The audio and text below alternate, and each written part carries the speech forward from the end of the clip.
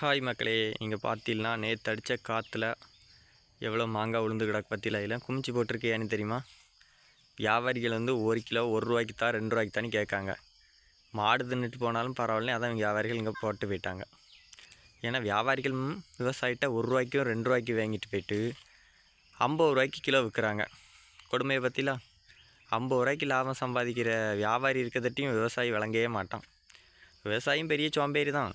பறக்கி கொண்டு அவன் 50 ரூபாய்க்கு விற்கிறதுக்கு 10 ரூபாய்க்கு விற்றா லாபம் தானே. ஆனால் விவசாயி விற்க மாட்டான்.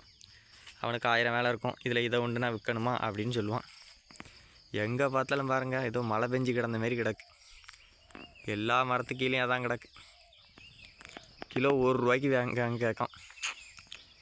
உங்கள் ஊர்லேயும் வியாபாரிகளை இப்படி தான் இப்போ ஏமாத்துறாங்களான்னு கேளுங்க. 1 ரூபாய்க்கு வாங்கி 50 ரூபாய்க்கு விற்கல, 10 ரூபாய்க்கு விற்க வேண்டியது நெட்டு. அவங்களும் லாபத்தை குறைக்க மாட்டாங்க, விவசாயிகளும் கண்டுக்கிட மாட்டாங்க. அது மட்டும் இல்லை, பெரிய பெரிய மாமரங்கள் எதுவுமே மருந்து எதுவுமே அடிக்காத மரம். மருந்தெல்லாம் அடிக்க முடியாது. குமிச்சு போட்டு போயிட்டாங்க. இனி யார் வேணாலும் பறக்கிட்டு போகலாம்.